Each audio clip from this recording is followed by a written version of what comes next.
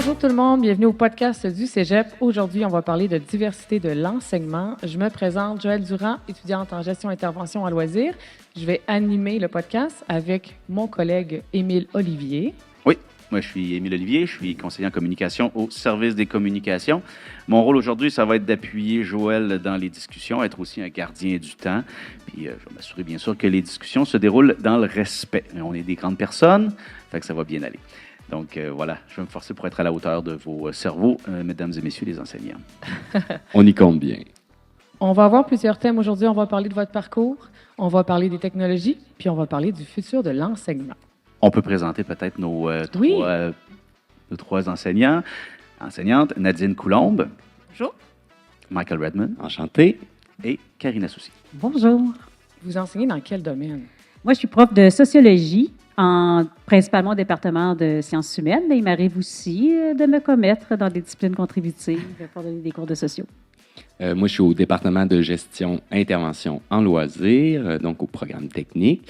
J'enseigne à ce département-là et je suis aussi coordonnateur départemental. Alors, moi, j'enseigne en biologie, donc je suis biologiste de formation. Puis, j'enseigne principalement en soins préhospitaliers d'urgence depuis une quinzaine d'années. Parfait. Bien, bienvenue au podcast. Merci. Merci. Alors, pour notre premier bloc aujourd'hui, on va parler de votre parcours en tant qu'enseignant. Alors, j'aimerais ça, Karina, que tu commences le bal, que tu nous dises qu'est-ce qui t'a poussé à enseigner. Bien, en fait, je dirais que j'ai un parcours atypique dans la mesure où moi, j'ai d'abord fait... j'ai fait au début de ma carrière un peu de développement international. Ensuite, j'ai été en cinéma documentaire pendant, je dirais, presque une dizaine d'années. Et je suis retournée aux études pour suivre mes études supérieures en sociologie. Puis là, ben, c'est très drôle parce que je me rappelle que lorsque je suis allée faire ma maîtrise en sociologie, je croisais des gens qui me disaient « Ah oui, mais qu'est-ce que tu vas faire? » Ce à quoi je répondais, ben, je ne sais pas, c'est juste que ça m'intéresse. Évidemment, je n'avais pas une visée instrumentale en étudiant en sociologie. Et par la suite, j'ai poursuivi ma maîtrise et c'est une anecdote déjà.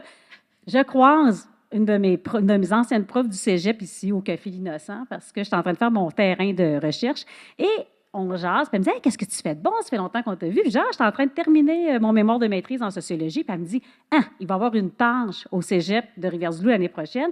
Tu devrais envoyer ton CV. » C'est à quoi j'ai répondu « Non. » Bon. Puis là, j'ai vraiment dit « Non, je ne me vois pas enseigner. » Et elle, généreuse, c'est une prof, une enseignante, elle dit « Il me semble que je te verrais, Karina, là-dedans. » Puis là, j'étais là « Ben non, moi, je me vois pas. J'ai jamais pensé enseigner. » Puis là, elle insiste tellement que je retourne chez moi. Je me dis, bon, je dors là-dessus.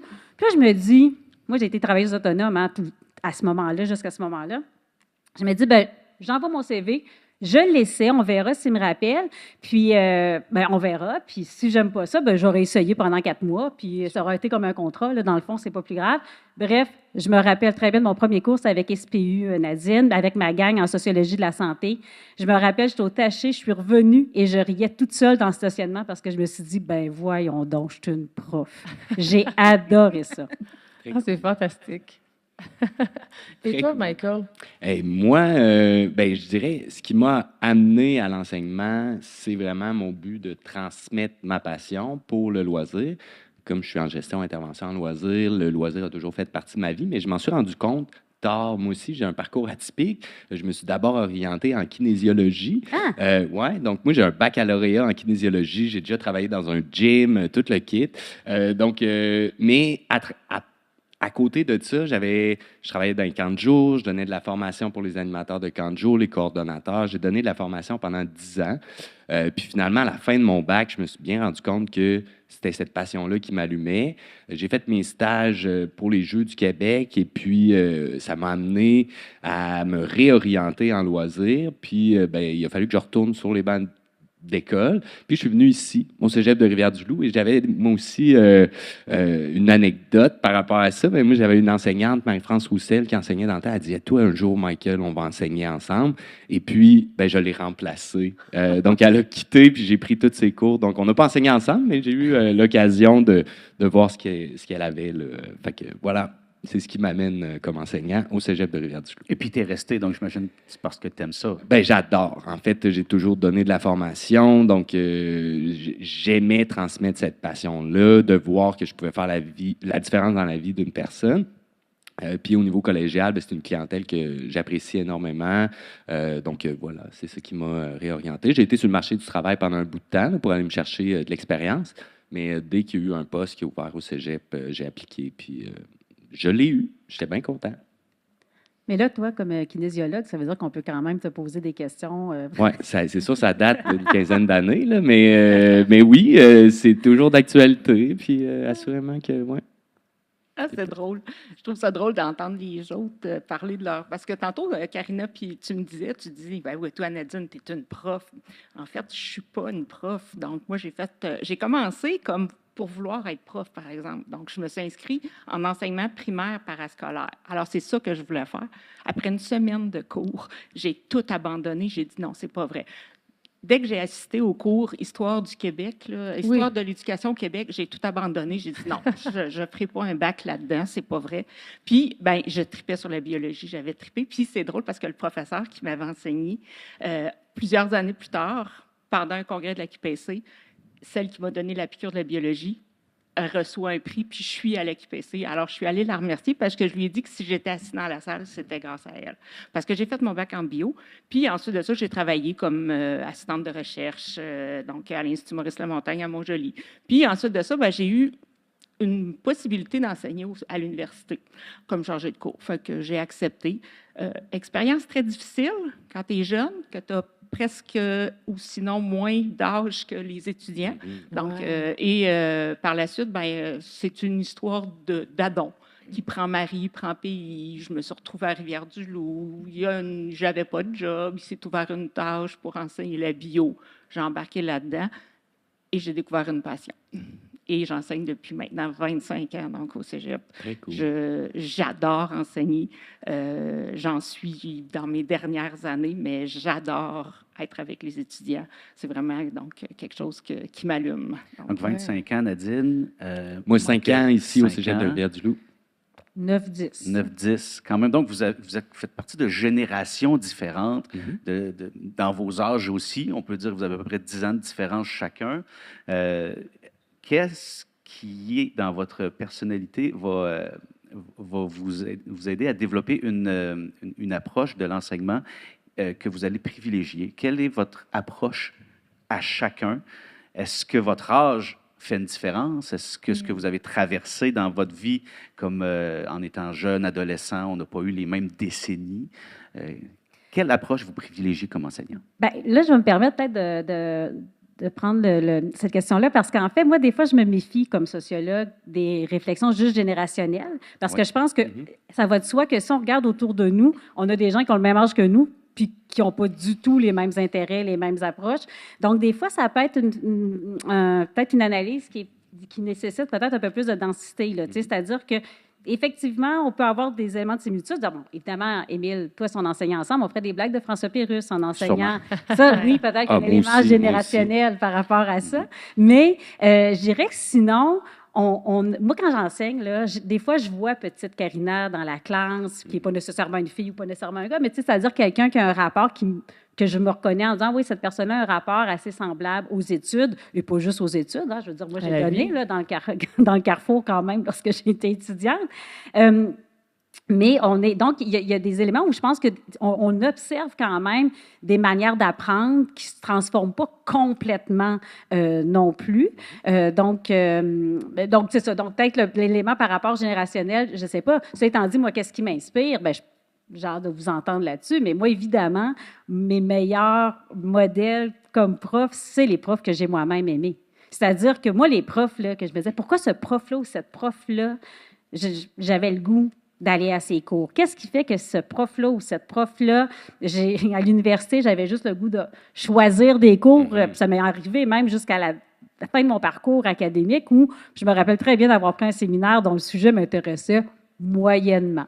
Mais pour le prof. Mais le prof, je savais qu'il allait rendre ça extraordinaire parce que cette personne-là, puis là, je lance déjà, j'ai arrêté ensuite, mais c'est pas parce qu'il y avait beaucoup de technologie dans ses cours. Hein. Non, C'est ce qu'il incarnait comme individu. on en parle tout à l'heure. Ouais. Outre ça, j'imagine que l'effet inverse se fait aussi. Tu ne choisis pas un cours parce que tu vois que le prof, tu ne l'aimes pas. Ben, c'est C'est sûr. ça. Puis, ouais. Oui. Nadine. Bien, tu sais, quand tu parles de ça, ce que je trouve, c'est la passion. Tu sais, la prof qui m'a enseigné quand j'étais au cégep, qui m'a donné le goût de la biologie, bien, elle était passionnée. Puis, elle était passionnée pas juste dans ses cours, en dehors. Elle habitait la biologie. Puis ça m'a donné le goût. Puis j'ai habité la biologie avant d'être prof, Ouais. ce qui fait qu'aujourd'hui, ben, la biologie est en moi. Fait que quand je l'enseigne, ben, tu sais, moi, je fais toujours des blagues à mes étudiants, puis tu vois, ça a un lien justement avec la partie générationnelle. Moi, je fais des blagues parce qu'à l'époque, il y avait une émission qui s'appelait Le Bus Magique. Oui. Oui. Hein? Mais Non. mes étudiants, maintenant, ben, c'est ça. Ils ont sorti la nouvelle Oui, on s'en version. rappelle. Hein? On s'en Ah, rappelle. peut-être. Oui. Ah, ben, j'adorerais ça parce que mes étudiants, maintenant, ont plus ce Le référent-là. référent, c'est ça. Mais moi, là, hey, je me voyais conduire le bus magique pour rentrer dans le corps humain puis expliquer tous les concepts à mes étudiants. Fait que, tu sais, dans ma tête, à moi, c'était ça. Puis, ce qui m'a aidé dans les dernières années, là, c'est vraiment mes enfants. Mhm. Donc, tu sais, j'avais encore une relation avec mes enfants qui faisait que j'étais encore d'actualité. Un pied avec la jeunesse. Là. Exactement. Là, mes enfants commencent à être un petit peu plus vieux. Ils sont partis à l'université. Ils ne sont plus avec moi dans le quotidien. Oh, là, il faut que je travaille. Fait que j'essaie de me garder comme à jour dans toutes sortes d'affaires. J'ai la chance d'avoir des collègues qui sont plus jeunes que moi puis qui me nourrissent, challenge là. là-dessus. Là. Fait que ça, c'est génial. Là. Mais moi, je pense qu'à la base, c'est la passion. La passion pour ce que tu enseignes. Parce que je ne suis pas sûre que si on me mettait comme prof de français, je serais aussi intéressante. Mais je trouve ça intéressant, la passion, effectivement. Moi aussi, ça me rejoint. Puis ta question, je l'ai trouvée bonne dans le sens que tu ne l'as pas orientée vers c'est quoi nos méthodes pédagogiques Pas encore. privilégiées, mais c'est quoi notre approche. Puis moi, je trouve que l'approche est beaucoup plus importante que les méthodes qu'on va utiliser. Bien que les méthodes, je pense qu'ils sont super importantes, de s'adapter aux étudiants, tout ça. Mais moi, il y a une approche qui m'a vraiment inspiré dans les derniers temps, qui a été présentée justement à la QPC par... là, je vais sortir son nom, c'est Annie Lapierre du Cégep de Saint-Félicien.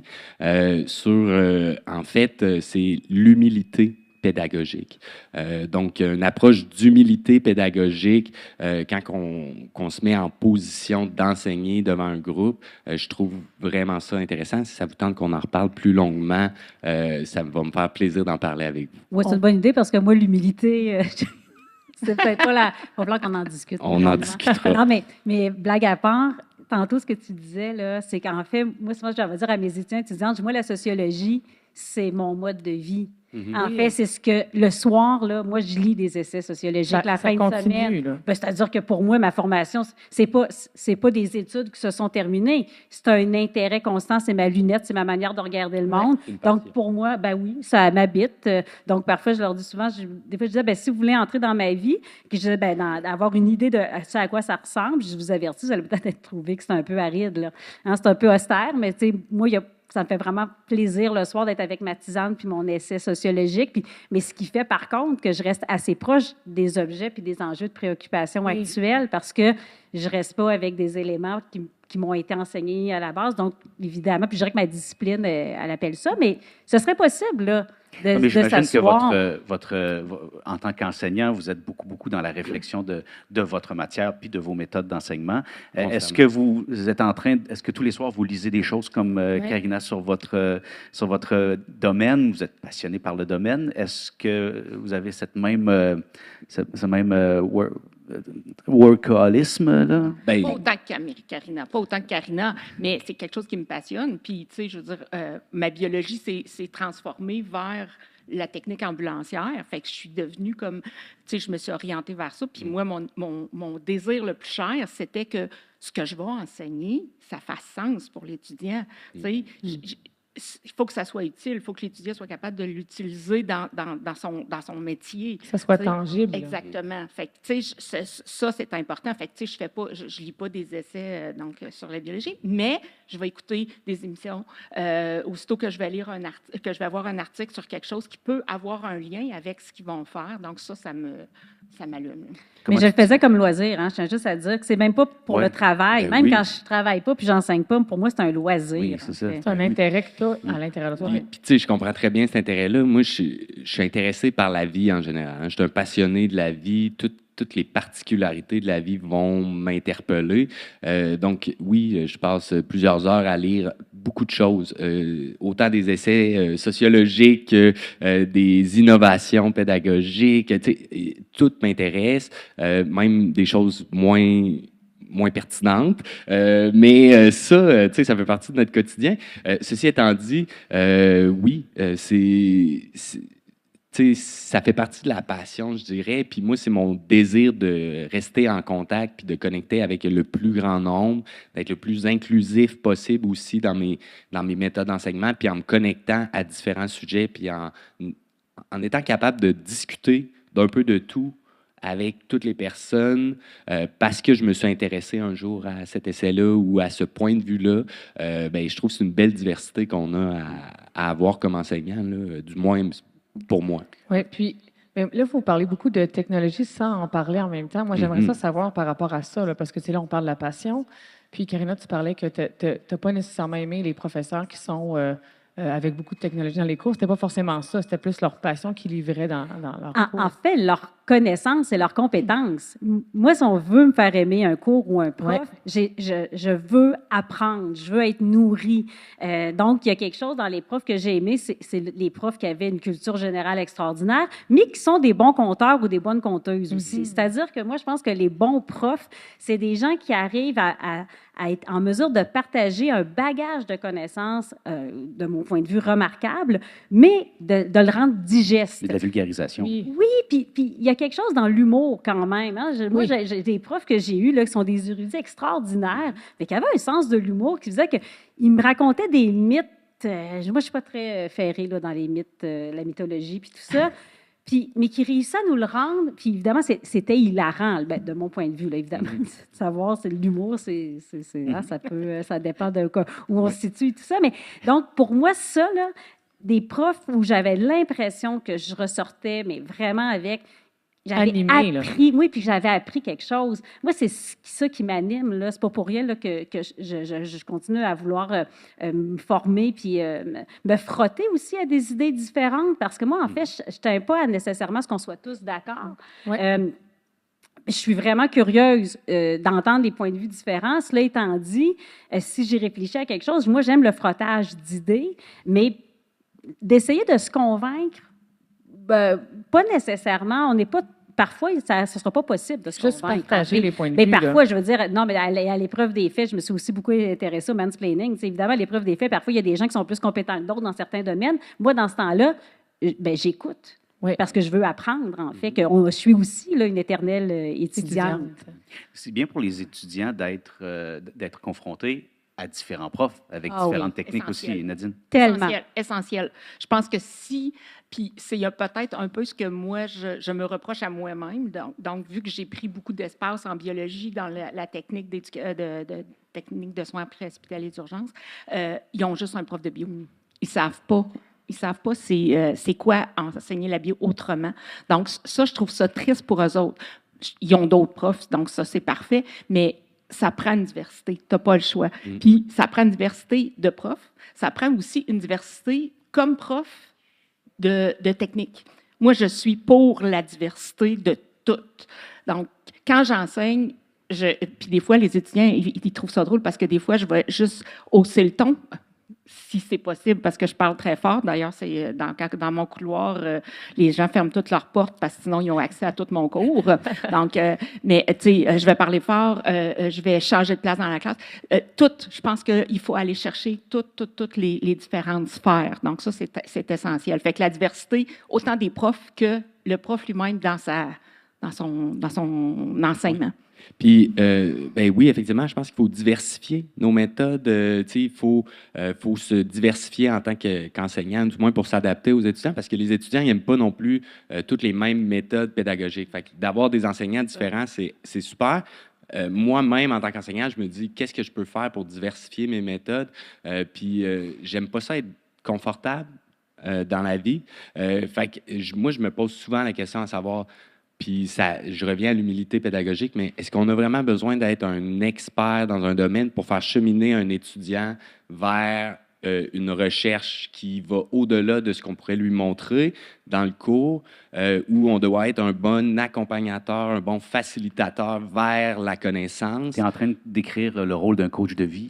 C'est un peu ça qu'on est quand on est prof des coachs de vie. Non, je refuse d'être associé à coach de vie. Attends un peu, un coach de vie. C'est une boutade parce que, dans le fond, un bon guide n'est pas nécessairement expert en quelque chose. Non, puis là, attends un peu. Mais là, il y a différents coachs de vie, hein, Karina? Je ne suis pas d'accord avec tous les coachs de vie, moi non. Je ne serais quand même pas... Vous pouvez vouloir être associé à des coachs de vie. Je fais juste préciser que je veux Je pense qu'on peut changer le terme. Au lieu de coach de vie, on pourrait juste dire un coach d'apprentissage. Oui, un bon guide. Un accompagnateur, un guide. Mais en fait, le mot coach de vie, tu l'as sorti, c'était mot, c'est tel que tel. Mais je trouvais ça drôle. Ça rajoutait une touche humoristique et je trouve ça intéressant. C'est quand tu as dit qu'on est ça que j'ai réagi. On est un peu. On est un peu ça.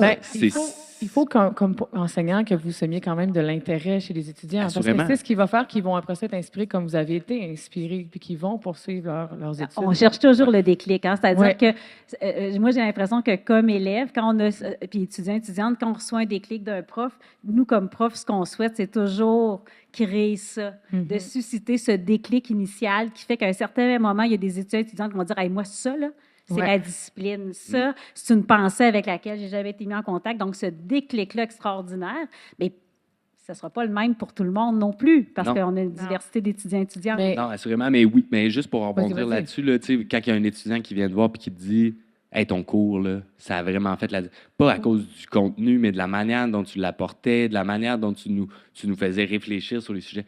Crime, ça, moi, je trouve ça plus payant que de dire « Hey, en tout cas, tu étais vraiment un professionnel en autofinancement. » Non, c'est ça. Ça, c'est génial. Là. Moi, j'appelle ça surfer. Là. Quand tu pars un cours, là, puis là, tu lances quelque chose, là, puis là, il te renvoie la vague. Là. Puis là, tout ce que tu as à faire, c'est de surfer sur la vague sur laquelle tu les as envoyés, mais ils devinent vers où tu t'en vas parce qu'ils ont créé le lien. De voir là, l'espèce de « Ah! J'ai compris, parce qu'on s'entend, là, donc, ma discipline, c'est pas une discipline qui est facile, OK? Donc, puis souvent, elle est associée au par cœur. Fait que l'étudiant, il rentre déjà dans ma classe avec un « Oh my God, pas de la bio ». Il est un peu sur le frein, souvent. Là. Tout le temps. Donc, ça c'est sûr. Mais quand tu es capable d'aller chercher ça, puis moi, je leur dis, oublie le mot. Oui, une mitochondrie, c'est une mitochondrie, mais oublie le mot. Je l'ai déjà oublié, Nadine. Parfait. Mais tu sais que c'est une centrale d'énergie, that's it. Fait que, quand l'étudiant fait « Ah, OK.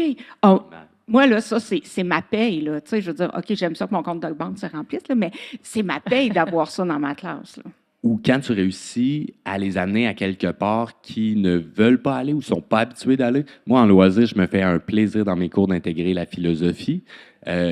C'est pas la tasse de thé de la majorité des étudiants en loisirs. Par contre, moi, j'aime ça, faire de la philo puis philosopher sur plein de sujets. Donc, souvent, j'amène des questions très existentielles. Et comme élève là, de Michael, parce que je suis étudiant en gestion d'intervention en loisirs, je dois dire que juste quand il prononce le mot philosophie, tu vois plein d'élèves qui ont le poil qui dresse ses bras, puis sont comme « Ah non ». Puis finalement, on discute. On engage des discussions, puis au bout d'une demi-heure, je dis, puis ça te fait mal faire de la philo? Exact. Non, parfait. Approchez, amenez cette attitude-là, cette approche aussi à l'intérieur de vos cours de philo. On arrive à la fin du premier bloc.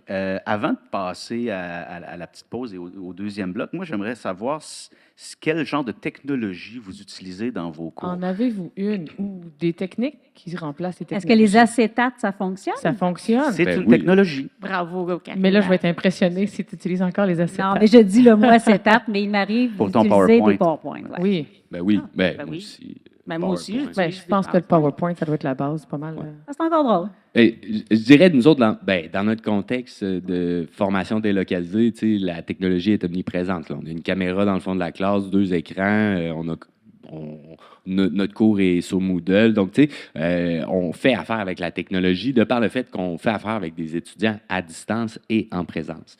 Donc, on n'a comme pas le choix de l'intégrer. Par contre, à l'intérieur de mes cours, j'intègre aussi la technologie, que ce soit à travers des capsules vidéo, tourner des podcasts, des trucs du genre. Donc, voilà, j'aime bien utiliser la technologie lorsqu'elle est pertinente et qu'elle ajoute quelque chose au cours, pas utiliser de la technologie pour utiliser de la technologie. Ben moi, mon âge fait que la technologie est arrivée parce que mes étudiants m'ont obligée. Mhm. Donc, tu sais, bon, hey Nadine, là, nous autres, on aimerait ça pouvoir te poser des questions en dehors des périodes de classe. Bon, ben faites quelque chose pour que je fasse. Fait que là, dans ce temps-là, c'était le petit bonhomme qui tournait Messenger. Là, donc, ils m'ont inscrit à ça. Fait que là, j'ai comme, hey, j'ai dit, c'est donc bien cool. Et Ah non. c'est 80. Ouais, le logo, il est, 2001. Ben dans oui, ce j'ai coin-là. commencé à enseigner en 99. C'est Donc, ça. fait ils m'ont inscrit à ça. J'ai commencé à faire ça. Puis là, ben, je me suis rendu compte, hey, je vais chercher quelqu'un qui, autrement, ne venait pas me chercher. Fait que là, j'ai dit, OK, ben, je peux aller plus loin, je vais aller plus loin, je vais créer des choses. Fait que, tu sais, je pense que j'ai fait à peu près toutes les technos, là. Donc, tout ce qui a été implanté au cégep, je l'ai fait, là. Tu sais, bon, l'aridité de ma matière fait que, des fois, ils ont besoin. Fait qu'ils vont chercher à leur guise ce qu'ils ont besoin. Fait que j'ai créé des choses. Comme une boîte à outils, là, finalement. Comme une là. boîte à outils. OK. Fait qu'il y en a qui ne l'utilisent pas du tout. Et il y en a d'autres, au contraire, qui vont aller puiser. Puis que, tu sais, moi, quand il y a un étudiant qui me dit, hey Nadine, je t'ai regardé hier, puis ça m'a permis de comprendre le concept, j'ai fait comme, Ah, oh, c'est bon. yes, c'est ça que je voulais. C'est ça que je voulais. Puis toi, Karina? les Non, mais étudiants? non, mais vraiment PowerPoint. pas. Là, je veux dire, C'est moi, j'ai besoin d'un crayon, d'un tableau. Il n'y a rien qui m'énerve plus que pas avoir accès à des tableaux en classe. Puis, ben, tantôt, j'ai lancé mes couleurs, annoncé mes couleurs. C'est-à-dire que je pense que moi, j'incarne ma matière. Je suis mon principal outil d'enseignement. Ouais, ouais. Donc, c'est ce que j'utilise. Puis en même temps, moi, ce que j'enseigne, c'est la capacité d'analyser. C'est le développement de l'esprit critique. Donc, je pense que mon outil est pertinent compte tenu de ce que je vais faire. Mais je dirais, par rapport aussi à la pertinence est en lien aussi avec ce que nous sommes comme profs. Assurément. Tantôt, on parlait de diversité. Moi, je pense qu'il faut rester cohérent avec ce que nous sommes aussi, parce que Assurément. sinon, les étudiantes, ils vont le sentir là, que c'est fauné, cette affaire. Oui, exact. En tout cas, ça met déjà la table pour le deuxième bloc qui va être sur les technologies. Donc, on prend une petite pause, puis on revient au deuxième. Merci, Joël. Alors, bonjour tout le monde, bienvenue pour le deuxième bloc. On commence avec un petit caout. On va avoir un sujet sur les technologies, puis le futur de l'enseignement. Fait que le caout va nous ouvrir le bal. Bonne chance. Première question sur l'éducation populaire. Dans quel film de 1985 un groupe d'adolescents passe-t-il une journée en retenue à apprendre à se connaître? Moi, je pense que c'est les Goonies, mais la réponse n'est pas là. Je me souviens pas du nom, mais je Tu l'ai te déjà souviens vu. pas? Oui, voyons. Ben oui. Ouais, Une fois qu'on a c'est les mon 5 époque, mais j'ai pas le réponses, nom. on peut l'avoir. Yeah, Breakfast ouais, Club. Bravo, bravo. Et Andrea. une personne qui a nommé Mad Max. Ah ouais. C'est super. Ça donnerait un tout autre ton à Mad Max. hein? Ça donne... Oui, c'est ça. Alors, Louis est en tête avec 980. Louis Men. Quelle chanson de Alice Cooper célèbre la fin de l'année scolaire avec le refrain School Out for Summer? Et boy, l'anglais. Be true to your school, highway to hell, run away to Mars, oh, school's out. Moi, je connais pas Alice Cooper. Alice Cooper, c'est ça, ça date quand même des années 70. Peut-être que si j'entendais, je saurais. Alors, C'est un caout d'histoire, finalement. C'est ça. La bonne réponse était School's Out. Mais là, il y 5 a bonnes fait- réponses et une. Je pense que ça a été mauvaise répondu par réponse. déduction. Oui, c'est ce que je Ouais. disais. Et on a Charlie qui prend la tête. Louis est rendu en deuxième position et Marc en troisième position. Quel est le terme utilisé pour désigner la dernière année de lycée en France? Terminale, ultime, finale ou la fin? Mon Dieu, la fin. Ça. Fin. On dirait qu'on s'en va. La terminale. Ah, je Du l'ai coup, je suis en terminale. Du coup, je suis en terminale au baccalauréat. pas. Oh, Charlie toujours en tête. on a Mike qui monte tranquillement. Quelle chanson de Pink Floyd critique le système éducatif et contient la célèbre ligne We don't need no education? On entend la musique. Another break in the ball, another break in the stall. Another Brick in the Mall ou Another Brick in the Wall. C'est excellent. Fait que, il y a quelqu'un qui a Quand vu, même les deux deux premiers ont vu Another Brick. Ils ont dit, c'est ça. Exact. Donc, il fallait lire comme il faut. C'est Juste ça, à la la littératie. Ben, oui, c'est c'est ça. important de bien lire les questions Mm. et les choix de réponse. Charlie en tête, Mike en deuxième position et Louis en troisième position. On lâche pas. Mike, plus gros combo avec 4 bonnes réponses d'affilée. Rien Quel ne sert de film courir. met en scène Lindsay Lohan dans le rôle d'une élève qui découvre les dynamiques sociales de son lycée. Je ne sais pas c'est qui, elle. Un vendredi ding ding ding dans une galaxie près de chez vous, méchantes ados ou une aventure de Ah mon Dieu, mais là, Cendrillon. traduit en français, j'en ai Il aucune me semble idée. que c'est ça. Ouais, c'est ça, c'est encore pire. Mais je connais dans une galaxie près de chez vous. Oui, Oui. moi aussi. Ça, c'est Et excellent. Lindsay Lohan, il fait une apparition, je pense, la saison 3. Oui, un Alors, cache- c'était l'a méchante sur un poster. ados. Ah, Méchantes non. ados. Une seule personne. Oui, un vendredi C'est ding ding moi. ding, c'était là où elle changeait de corps avec Jamie Lee Curtis. Ah, mais qui c'était personnifiait sa mère. aussi dans ce Dans une film-là. école, puis là, Oui, c'est c'est sa pour ça, mère moi, ça qui me rappelle refaisait en son tête. secondaire. Bon. Ouais. Oh, hey, je suis rendue en troisième Culture position. populaire. J'aurais cru. Mon cerveau, ça. Toutes ces soirées Dans que je quel perds. pays se trouve l'université de Harvard? Le Québec. Non. Dans L'Angleterre, quel- l'Australie, l'Irlande ou les États-Unis. Ah oui. Bien sûr, les États-Unis, c'est un peu évident. Mais c'est pour gagner du chocolat. Il ne faut pas que les Charlie, questions toujours soient en trop tête, qui est en difficiles. feu. C'est une bonne réponse. Charlie, toujours en tête. Quel film met en scène Jack Black comme professeur de musique remplaçant qui forme un groupe rock pour ses élèves? King Kong. L'école du rock, les choristes, August Rush ou Kung Fu Panda.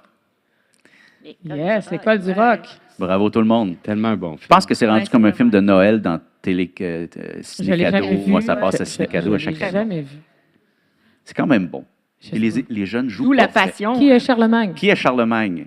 Une banlieue de Montréal. Un poète, un empereur, un ancien directeur d'école ou un professeur de philosophie? Oh! Ah, Directeur un d'école. empereur, Ah, c'est un un ancien directeur d'école. Oui, quand même lui qui a inventé l'école, savais pas. selon la Il est chanson. directeur d'école. C'est avant l'institutionnalisation de l'école, donc Oui. on ne peut pas vraiment dire que c'est un Non, non, directeur c'est ça. C'était les d'école. premières universités. Le avant, contenu là. était très, très, très dirigé. C'était pas idéal. Prochaine question. Oh, on a le décompte. Toujours Charlie en tête, ça va super bien. Marc et Louis ont repris la troisième position. Nous avons pas.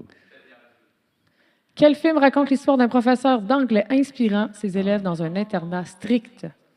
Mon Dieu, il y a des gens touchés ici. Patch Adams. Oui, parce que moi, lorsque j'ai eu mon cours de cinéma au cégep, je me rappelle qu'on avait écouté ce film-là. Le destin de Will Hunting, le Mais cercle tout des le poètes monde a disparus, écouté Coach ça. Carter ou le fabuleux destin d'Amélie La Poulain. Société Ben non, des c'est le cercle poètes des poètes disparus. Le disparus. cercle des poètes Secondaire. disparus. C'était Robin Williams qui interprétait également un rôle dans Will Hunting. Il faisait un psychologue. Mhm. C'est là la potentielle confusion. Là. Bref. La- Et Charlie, ouais, Charlie toujours en tête, Louis et Joël. Joël, Ben oui, troisième crime. position, bravo. Deuxième, le troisième. Incroyable. Et la dernière question. Combien y a-t-il de cégep Ah, au non. Québec? Oh là là. 51, 48, 36 ou 44? Et que c'est une bonne question, je sais Il pas. y en a 28! Un autre joke de François Oh. Pérusse. 2, 4, 3. 48. 2, 4, 3. 2, T'en 3, 4. rappelles-tu? 3, Alors, 4. et le gagnant, le podium. En troisième position, nous retrouvons Louis, Louis! l'orignal de feu. En deuxième position, Joël, Eh ben, incroyable. le chien Einstein. Schienstein. Stein, Stein. Et en première position, Charlie! Charlie. Avec Bravo, une main Charlie. d'applaudissement. Alors, bravo, Charlie. Vous allez voir Laurence pour Votre les prix. prix de présence. Donc, Joël, elle va donner son prix à un autre Ben oui, ben oui, ben oui. au quatrième. Tu pourras regarder ça. J'avais pas le droit d'avoir un prix, moi. c'était- C'est ce qui conclut le chaos. Exact. Excellente participation. Beau commentaire, gang. Très ludique. De retour pour le bloc 2 du podcast du Cégep. Alors là, on va parler technologie. On a mis la table avec le caout, mais là, je vais avoir plus votre opinion sur l'utilisation de la technologie dans l'enseignement, si vous en utilisez ou pas, puis est-ce qu'il y a des avantages pour vous ou des inconvénients? Parce que, tu sais, il y a beaucoup de choses qui arrivent là en ce moment. Fait que je vous laisse la parole. Tiens, je vais aller pour toi directement, Nadia. Ben, Nadia. comme je disais dans le premier bloc, tu sais, moi, on m'a comme garoché là-dedans parce qu'il Ouais. fallait que je réponde aux besoins de mes étudiants. Puis ils disaient, ben Nadine, vas-y. Tu sais. Fait que j'ai gravité autour de ça. Je t'avoue que dans les dernières années, je trouve que ça va très vite. Donc, personnellement, comme vieux prof, je trouve que ça va vite. Donc, est-ce que je suis capable de suivre? Pas nécessairement. Il y a des bouts où je ne suis pas. Il y a une partie où je suis confortable que je suis quand même capable d'utiliser. Donc, comme je le disais tantôt, moi, Moodle, j'adore ça. Ouais. Je trouve que c'est un bel environnement d'apprentissage dans lequel on peut aller chercher justement, moi, mon extension du cours. Fait que, tu sais, je pense qu'il y a plusieurs modes, puis je me situerais dans le milieu de tout ça. Parce que, oui, je vais continuer à faire des cours magistrales. Je trouve ça important d'être devant ma classe. J'ai trouvé ça très pénible d'être, quand on a eu la pandémie, là, d'être, tu sais, moi, j'étais dans la classe parce que chez nous, on était tout le monde sur le Wi-Fi, ça servait à rien. Fait que j'étais ici au cégep. Dans ma classe, je m'étais amené un gros cochon en toutou que j'avais assis dans la classe avec un masque. On est contente qu'elle précise que c'est un toutou. Ben oui, oui, En bio. mais tu sais, ça pour moi, là, tu sais, le contact avec l'étudiant là, que j'avais pas, là, ça me cassait. Fait que être totalement dans la techno tout le temps, j'étais pas bien. Juste faire la partie, tu sais, juste être avec mon étudiant, un peu comme tu fais, Karina, je serais pas à l'aise non plus. Fait que ce qui me représente le plus, c'est justement, mais c'est moi, c'est ma personnalité. Ouais. Puis si je changeais ça, je serais pas à l'aise. Je serais pas le prof que je suis présentement. Fait que ça me prend les deux. Donc, la techno me permet d'aller chercher ce qui me manque, puis j'ai besoin du contact avec l'étudiant. C'est quoi les technos que tu utilises, mettons concrètement dans ton cours? Là? Ah ben c'est vraiment donc le Moodle. Ouais. Depuis quelques années, les étudiants ils ont tout un portable. Fait que moi, ils rentrent en classe avec leur portable, puis je leur dis, là, allez-y, là, utilisez-les. Si c'est pour faire du Facebook, ben moi, je considère que tu serais bien mieux en cafétéria, là, parce que ça ne sert à rien. Mais plusieurs étudiants sont là, ils ont le PowerPoint d'avance, ils sont là, ils peuvent prendre des notes, ils peuvent déjà compléter, puis juste écouter ce que j'ai à raconter sur le concept. Je vais utiliser des leçons dans Moodle, donc des espèces de quêtes. Je ne suis pas très ludique dans tout ça. J'aimerais ça. Donc, j'ai un collègue qui fait ça, puis je trippe de le voir aller, puis j'aimerais ça développer des choses comme ça parce que je trouve ça intéressant. C'est toujours le temps. Comme des caoutchoucs, mettons. Ah, des caoutchoucs, j'en fais en classe. Là. Puis ça, c'est Ça pogne, hein? il faut faire attention parce que là, ça part. Moi, je leur dis toujours, écoutez, là, on est dans un environnement pédagogique. Fait qu'après chaque question, j'ai un retour à faire sur la question. Là. Tu sais, c'est beau de dire, hey, je suis la première. Non, il y a quelque chose que je veux aller chercher avec ça. Là. Fait que, trouver un bon mélange entre le ludique puis le sérieux. Exact. Puis ça fait partie de ma personnalité aussi. Là, donc, Puis tu sais, tu parlais du fait que les élèves ont des portables en classe, puis justement l'accès au réseau, tout ça. Est-ce que tu arrives à faire un certain contrôle quand même pour qu'ils écoutent réellement la matière ou c'est difficile? Bien, je pense que je réussis à capter leur attention. Garder leur intérêt. Ceux qui ont l'intérêt. Tu sais, moi, je ne mets pas de l'énergie où je vais la perdre. Ouais. Que je garde l'énergie où ce qu'elle est. Fait que si les jeunes sont là, ils ont leur portable, puis qu'ils suivent mon cours, puis qu'ils ont le goût d'être là, puis d'aller plus loin, ben je suis là pour ça. S'ils ont le goût de faire une autre affaire, ben c'est souvent, donc, ils se tirent dans le pied dans ce temps-là. Là, tu sais. Fait que, mais ça me dérange pas. Ce qui m'agace, c'est le soutien de tout ça. Tu sais, bon, il y a eu quelques failles donc, qui se passent au cégep. Puis ça m'horripile. Puis les étudiants, ils me trouvent bien drôle parce que c'est là que je vais perdre toute contenance. Là. Donc, je peux aller jusqu'à... Ça met une pression sur l'équipe informatique. Il faut qu'ils gèrent toutes ces nouvelles arrivées technologiques-là. Exact. Puis il faut qu'ils soutiennent tout ça. Oui, tu sais. Fait que, tu sais, moi... un exemple bien concret, il y a 2 semaines, j'avais un examen. Ils ont décidé de fermer accès au Wi-Fi à tous les étudiants parce qu'il y avait un risque de contamination, je ne sais pas quoi, là, dans un virus ou quelque chose. Une attaque quelconque. Oh, ben oui, mais moi, je suis en examen. Puis mon examen, il est là-dessus. Puis j'en ai pas de version papier. T'sais. Fait que là, ben, les étudiants, ça leur met un stress. Puis, tu sais, l'équipe informatique, ben, il y a eu tout mon... Oui, bien, parce que là, c'est comme, hey, non, débarre-moi ça, moi, j'en ai besoin, il faut que mon étudiant fasse l'examen. Fait que finalement, ben, ils ont fait leur examen avec mon LTE.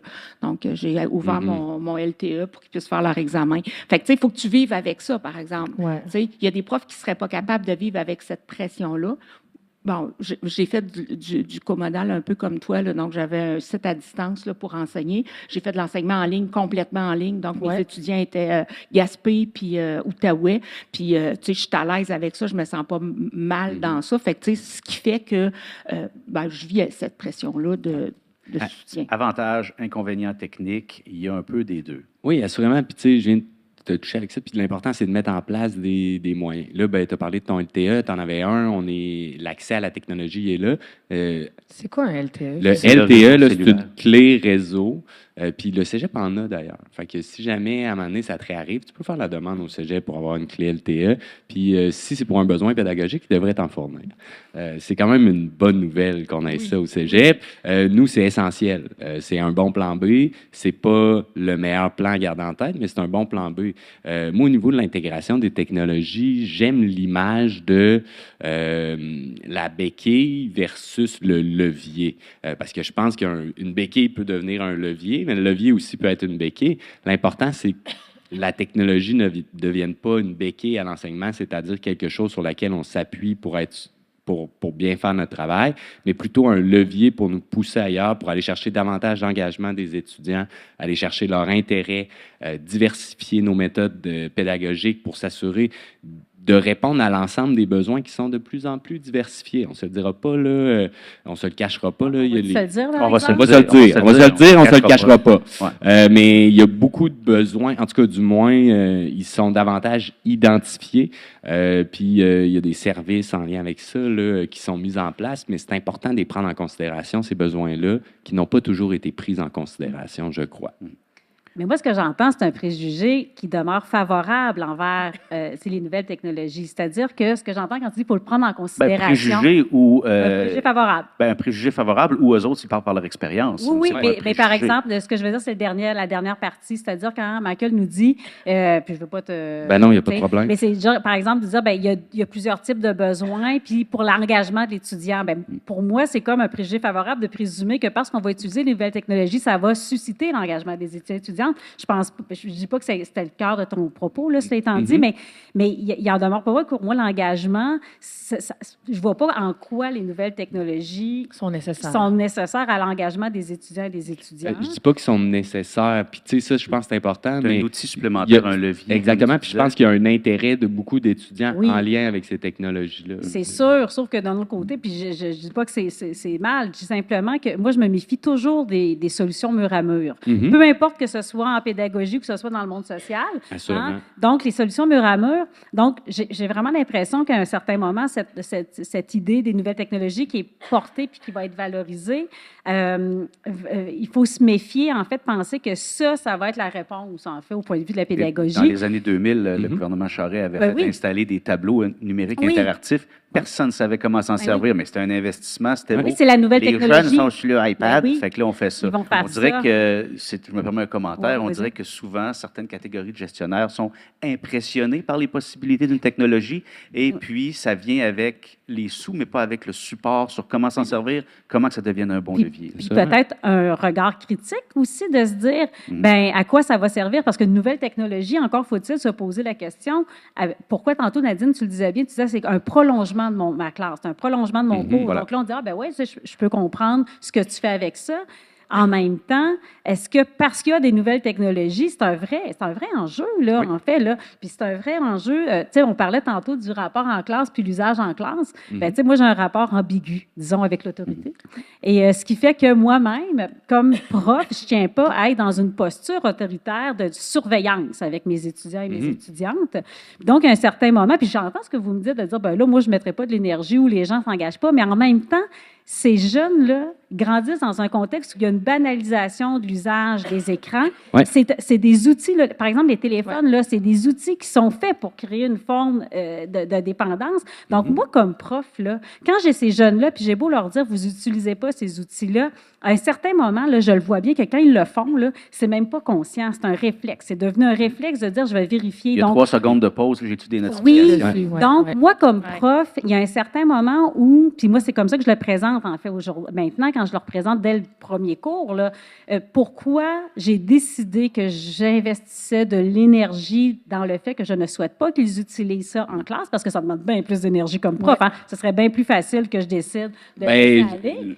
Je Mais- pense que les deux peuvent demander énormément d'énergie, tout Ah, ben oui. dépendant de comment on s'investit, mais la technologie peut peut être très énergivore aussi. Ah, Fait que, tu sais, les Ouais, deux c'est sont ça. possibles. Mais Mais moi, je te laisse là, je continuer. parlais plus de lorsque c'est pas souhaité que ce soit utilisé Oui. par les étudiants et étudiantes. Puis là, à un certain moment, ben, c'est de dire, ben, est-ce que tu te rends compte, puis je veux dire, moi, j'enseigne en sociaux, là, ce que ça signifie, puis même, moi, je ne suis pas psychologue, j'enseigne pas la psychologie, mais tu sais, évidemment qu'il y a une concurrence d'attention lorsque si tu es là-dessus, puis que je suis en train de donner un cours. Donc, moi, comme prof, comment je fais pour, d'une part, les sensibiliser, les accompagner, aussi en disant, ben là, ça se pourrait-tu comme pendant 50 minutes, là, un bloc de 50 minutes, que tu ne sois pas sur un écran, Connecté. puis que tu ne sois pas connecté, puis que pendant ce temps-là, va développer ton attention sur autre chose que tu sois absolument dans une... puis en fait, qu'on infantilise aussi nos étudiants et nos étudiantes comme s'ils n'étaient pas en mesure de développer cette capacité de concentration-là, parce qu'à un certain moment, là, c'est comme autre chose, là, c'est-à-dire que si on veut qu'ils développent l'attention, encore faut-il qu'ils aient des occasions où ils ont à le développer. Est-ce que Nadine veut réagir? Ouais, ben oui. moi, je veux réagir parce que, tu sais, ce que tu dis, c'est vrai, mais ce que tu dis aussi, Michael, c'est vrai parce que tu peux passer autant d'énergie à essayer de faire rentrer la technologie. Ah, ça, Parce que je comprends. la technologie qu'on utilise, nous autres, c'est pour apprendre. Oui, moi, Et je parlais l'étudiant- de la surveillance, en fait. Oui, c'est ça. Mais l'étudiant n'est pas toujours enclin à dire je vais aller utiliser une technologie pour apprendre. La technologie, ça fait partie de mon social. Ça ne fait pas partie de mon apprentissage. Et Effectivement. combien d'étudiants n'ont pas comment on appelle ça, la compétence pour utiliser la technologie? Combien il y en a, tu sais? C'est Fait que évident dans les cours. c'est évident, là, tu sais. Ouais. Ils ont un ordinateur, mais ils ne sont pas capables de gérer classer leur leurs dossier, fichiers, de faire quoi que ce C'est soit. moins intuitif que les téléphones, c'est-à-dire qu'il y a une perte de compétences par rapport à ça. Ouais. Parce qu'avant, les étudiants et étudiantes utilisaient davantage les ordinateurs, puis maintenant, avec les tablettes et les téléphones, il y a une compétence qu'ils ont, qui est tellement intuitive. Le téléphone La- classe la- tout seul, donc la- ils n'ont pas la- besoin de donc, chemise le ou rapport sur leur- à- La Moi, je logique le vois informatique. beaucoup. Oui, Donc, ça là, serait moi, je le vois pertinent, selon toi, de réintégrer les ordinateurs à l'intérieur des salles de classe à la Ben, place des téléphones. Je vois le Non, sourire de pas Michael. du tout. Non, pas du tout. Mais moi, je le fais de toute façon. Moi, Oui. j'enseigne des cours de recherche. À un certain moment, lorsqu'ils font de la recherche, T'as pas le puis moi, choix. Ils s'en vont. c'est-à-dire que dans un cours d'analyse qualitative ou dans des cours, évidemment qu'ils vont utiliser l'ordinateur, mais ça reste un outil pour créer. Ils vont- C'est ça, faire de j'en la reviens recherche. tantôt, il faut que ça devienne un levier, mais non une béquille Oui, sur laquelle on va c'est ça. Faut que ça soit s'appuyer un et qu'on nouvel va outil penser. qu'il faut utiliser avec parcimonie. Assurément. Puis il y a une différence entre l'utilisation individuelle puis l'utilisation pour l'apprentissage dans une salle de Mais- classe, je crois. J'ai envie de Tu sais. rebondir aussi sur ce que Karina a dit par rapport au contrôle, si on peut dire. Là. Ouais. Tu sais, Mais là, c'est l'attention. vraiment. Mais comme étudiante, puis comme ancienne prof aussi, même si je suis maintenant étudiante, je pense aussi qu'il faut que les étudiants soient formés. Il faut être habitué au marché du travail. Et sur le marché du travail, tu ne prendras pas ton téléphone pendant tes heures de travail. Tu vas le prendre à ta pause. Alors, pourquoi l'attention en classe est si difficile alors que tu vas avoir à démontrer au travail que tu es capable de le faire? Oui, je suis d'accord avec toi. Mais il y a aussi des environnements où l'usage va être essentiel. Absolument. Moi, je m'excuse, mais le technicien ambulancier paramédic, Ben il oui. va être là, il va avoir à utiliser une tablette parce que son corps, il va rentrer sa tablette, parce que toutes les choses Ouais. de répartition vont rentrer sur sa tablette. Il faut qu'il soit capable de gérer ça. Mais là, en fait, ce que je vois, c'est qu'on parle de nouvelles technologies, mais là, on parle de poires, de bananes puis d'oignons. tout, oui, là. c'est oui. ça. Parce que, tu sais, Exact. quand on me dit, Karina, tu l'utilises, bien, c'est évidemment qu'un ordinateur, j'enseigne, c'est un devis ministériel. Là. C'est pas, je suis pas en train de faire un caout lorsque je demande à mes étudiants et étudiantes d'écrire un travail de recherche, puis en utilisant, comme par exemple, Zotero pour classer leur recherche. Donc, évidemment, là, on est dans un usage qui Ouais. est littéralement associé à la compétence que je Ouais. dois transmettre. Assurément. Puis lorsqu'on parle de l'usage par rapport dans une perspective de surveillance, bien là, c'est effectivement, là, je ne suis pas en train de parler d'un usage d'une nouvelle technologie dans une perspective d'enseignement. Je suis simplement en train de dire, c'est sûr que c'est un piège. C'est sûr que ça amène un élément où si l'outil est là en classe, C'est un défi. c'est plus difficile pour les étudiants et les étudiantes de résister à cela. Puis nous, Oui. comme profs, c'est quoi notre posture par rapport à ça? Ouais. Par rapport à dire, ben, moi, tu vois, maintenant, il faut quand même être honnête. Là, moi, dans mes classes, je réalise quand même que c'est très clair dès le départ. Moi, c'est une entente dès le départ, puis je leur explique pourquoi je je considère que c'est important de ne pas utiliser les téléphones en classe dès le début. Ce que ça fait, c'est qu'honnêtement, j'ai très peu de surveillance à faire. L'écrasante majorité de mes étudiantes et de mes étudiants n'utiliseront pas leur téléphone, sont hyper respectueux. Ouais. Moi, je le dis selon, en fait, j'ai 2 arguments principaux là-dessus. Le premier argument, c'est pour eux, pour leur réussite, leur engagement, concurrence d'attention s'ils utilisent. Deuxième argument, puis là, c'est peut-être l'élément sur lequel, des fois, on n'insiste pas assez, mais c'est un manque de respect. C'est un manque de respect à un certain moment d'utiliser ton téléphone dans certains contextes. Donc, comme tu le disais présentement, ça, je pense que ça fait partie de notre rôle. Oui, bien, puis je le fais, là. Je veux dire, moi, mes étudiants, je leur dis, là, tu vas-tu ouvrir ton téléphone pendant que tu vas être en train de faire une intervention sur un café? J'ai l'impression qu'on a un petit peu dérivé à part de l'apport technologique dans les cours à Assurément. le fait qu'on est entouré de technologie. de téléphones et de technologies. Ça peut être intéressant comme levier. Et puis, Karina, toi, tu privilégies un espace où est-ce qu'il n'y a pas ces technologies-là bruyantes numériquement. En permanence. Puis c'est correct aussi parce qu'on est dans le, on J'ai est durci. entouré de ça.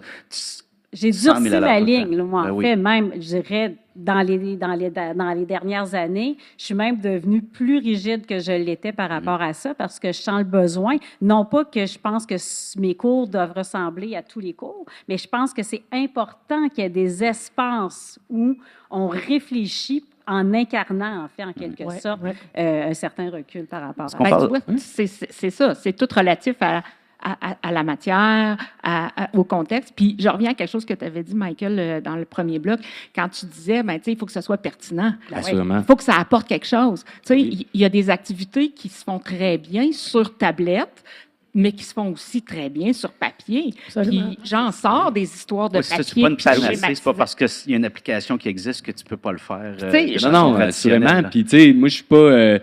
la technologie à tout point, tout le temps. Tu sais, je leur demande de sortir un crayon, un papier, de prendre des notes, de se questionner.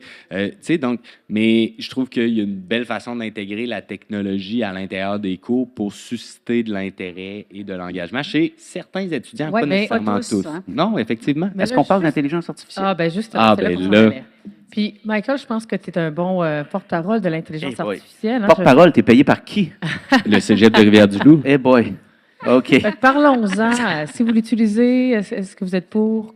L'impact Comment vous la aussi. voyez Ben, en actuellement? fait, là? tu sais, Bravo. il y a vraiment beaucoup d'impact. Puis, tu sais, on aurait pu faire un podcast d'une heure, Juste là-dessus. même une série de podcasts juste sur l'utilisation de Idée l'intelligence lancée. artificielle. Tu sais, moi, personnellement, je l'utilise. OK? Je l'utilise parce que ça me permet de personnaliser certains enseignements à des réalités étudiantes concrètes. Ça me permet aussi de sauver du temps parce que cette personnalisation-là, elle prend énormément de temps. Puis je crois qu'un enseignement personnalisé pour un étudiant est davantage payant pour lui. Plus on est capable de personnaliser l'enseignement à chacun des étudiants, d'ailleurs, il y a plein d'études qui démontrent que le tutorat 1 à 1, c'est la meilleure méthode d'enseignement. Donc, plus je vais être capable de développer des outils qui vont me permettre d'aller vers ça, parce que là, présentement, avec une salle de classe de 20 étudiants, ce n'est pas nécessairement possible de le faire. Bien, en développant des outils et en utilisant l'intelligence artificielle pour y arriver, moi, je trouve que c'est une belle façon de l'utiliser. Puis concrètement, mettons, as-tu un outil, une formule que tu fais que tu pourrais donner un exemple? Là? Bien, là, présentement, moi, je travaille sur un projet pédagogique, fait que je dirais, C'est encore un cocon. j'en vois beaucoup, tu sais, dans le sens que je vois beaucoup d'utilisation. J'accompagne des enseignants dans l'utilisation de l'intelligence artificielle, mais il y a tellement de possibilités. Après ça, c'est de se questionner à savoir, puis je pense que c'est ça qui est important présentement de le faire, comme c'est une technologie qui est plus récente, plus nouvelle et qui est en pleine expansion, puis ça va vite, bien, c'est important de, s'y intéresser, de voir les impacts que ça peut avoir sur le travail, puis moi, je forme des techniciens en loisirs, là, fait que sur le travail des techniciens en loisirs, qu'est-ce que ça va avoir comme impact sur le marché du travail? Qu'est-ce que ça va avoir des impacts sur eux? Puis ensuite de ça, de voir comment moi, je peux l'intégrer à l'intérieur de mes cours pour susciter la discussion, les sensibiliser à l'utilisation, les impacts, les enjeux éthiques, environnementaux en lien avec ça, parce qu'il faut les aborder, ces enjeux-là. C'est important de les aborder. Et si on fait juste démoniser la chose, je crois qu'on passe à côté de... Qu'on le veuille ou non, c'est là. Ouais. Il faut Ouais. outiller C'est là pour les rester, là. étudiants. Assurément. Puis, tu sais, c'est important d'engager la discussion. Puis, si on ne l'engage pas, la discussion avec les étudiants, ils vont l'utiliser. Moi, Tout croche. j'avais posé la question en début d'année, super drôle. Tu sais, j'avais posé la question à mes étudiants, qui l'a déjà utilisé? On est en début d'année. Il y a à peu près la moitié des étudiants qui ont levé la main. Est-ce qu'il y en avait qui avaient peur ou... bon, peu importe. Je leur ai reposé la question à la fin de la session. Qui a utilisé l'intelligence artificielle? Tout le monde a levé la main. Puis est-ce que c'est parce qu'elle était prescrite dans le cours? Je ne crois pas, parce que la grande majorité des cours la proscrit. Tu sais. Oui, non, c'est ça. Donc, voilà. Mais il y a un Donc, petit biais. mais c'est important d'aborder cette chose-là puis de dire, mais pourquoi tu l'as utilisé? Est-ce que tu l'as utilisé pour t'aider à étudier ou tu l'as utilisé pour faire un travail à ta place? Si tu l'as utilisé pour faire un travail à ta place, tu ne l'as pas utilisé de la bonne façon. On va s'asseoir ensemble et on va trouver des bonnes façons de l'utiliser. Karina, tu prenais des notes là, tout le long. Là. Oui. Ben, c'est parce qu'il y a quand même, il me semble, des biais par rapport à ça, parce qu'à l'évidence, c'est quelque chose qui t'intéresse. Et comme prof, tu as une forme d'autorité sur tes étudiantes. Puis si toi, tu dis, ben on va l'utiliser en classe, évidemment que quand tu me dis il faut parler des limites, il faut parler Oui. des... Mais je comprends, mais à partir du moment que toi, ce que tu incarnes, c'est je suis en train de faire un projet pédagogique, puis j'aime vraiment ça, puis je pense que ça peut me faire sauver du temps.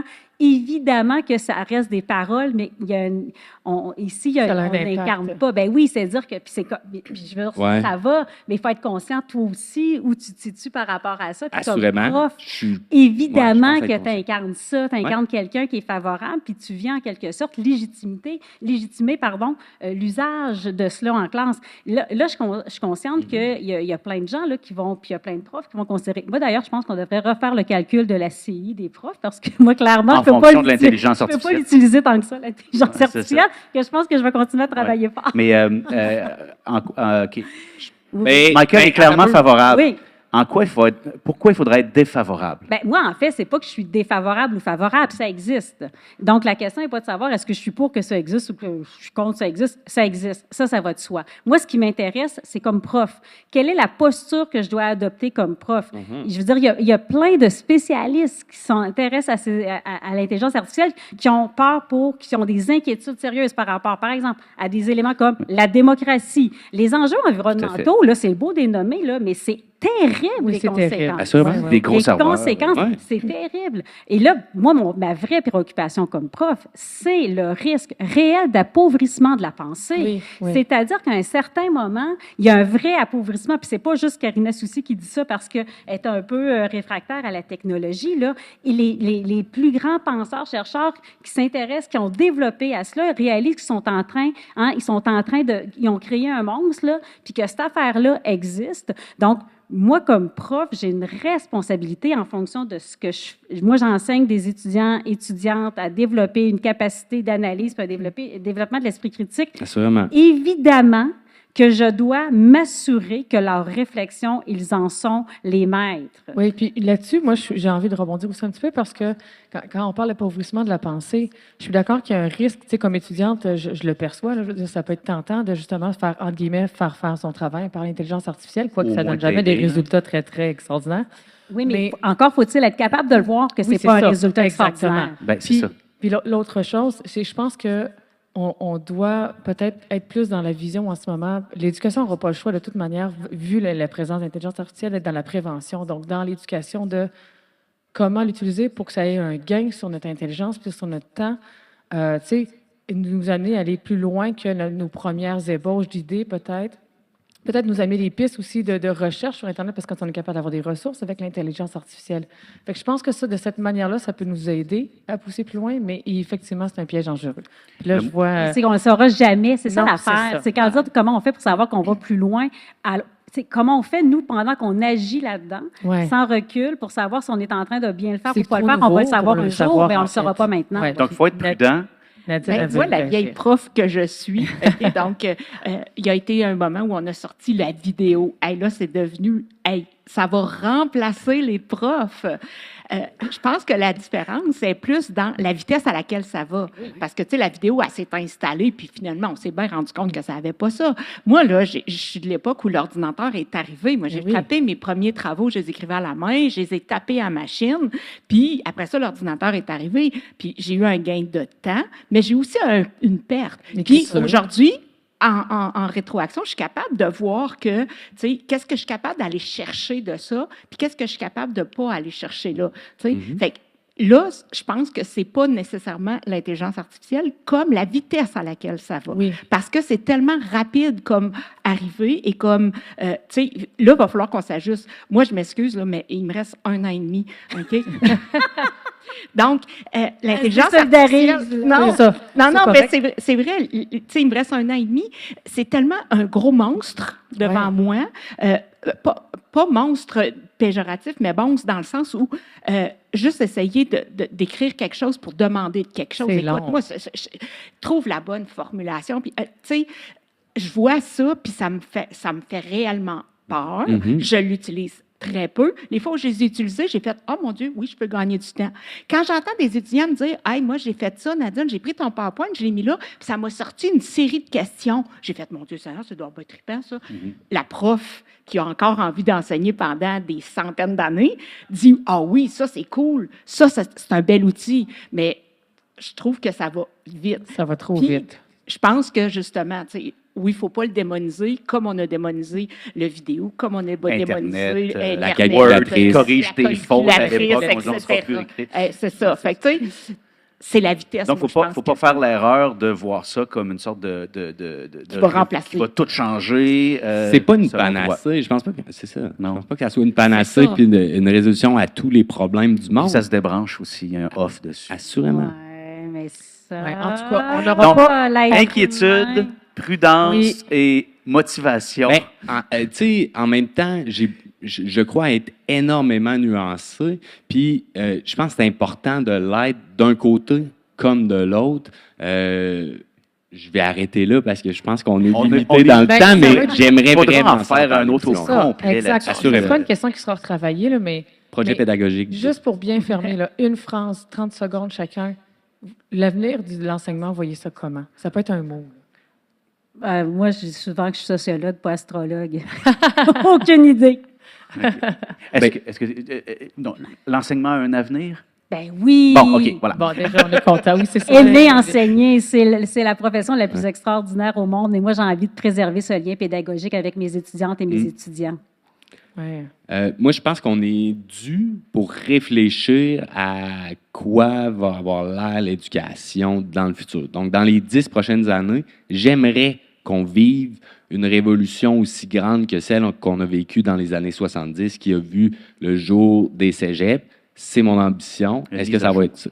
Je crois qu'on est dû pour une bonne mise à jour, mais pas juste en éducation, dans bien des sphères dans ce Oui, société. tout à fait. Ben, moi, je pense que l'éducation ne mourra jamais parce qu'il y a toujours une façon d'apprendre, puis que la technologie ou soit là ou pas, on va toujours avoir à apprendre. Il va falloir faire avec les choses qui sont là, mais il va falloir continuer d'apprendre. Puis c'est ça qui fait qu'on est peut-être des bons profs, c'est qu'on aime apprendre. S'il y a un énorme crash numérique, ben, on se retrouvera avec des bâtons puis des roches, puis on réapprend. Mais vous aurez vos à construire des connaissances. cabanes. Bien, assurément. Moi, j'ai une bibliothèque, gang viendrait chez nous. C'est ça. C'est ça. Du papier, du papier, ça existe encore. J'en ai plein aussi. J'ai même des ouvrages sur l'intelligence artificielle. Ouais, tu sais. c'est merveilleux. C'est Ils super. sont écrits. Ben, merci beaucoup. C'était vraiment fabuleux. C'était vraiment Merci, intéressant. C'était vraiment très agréable. Merci, Joël. Ouais. Merci, Émile. Merci. à vous. Merci à tout le monde. Puis bonne continuité dans l'enseignement. On est content de vous avoir comme professeur au Cégep. Merci. Merci.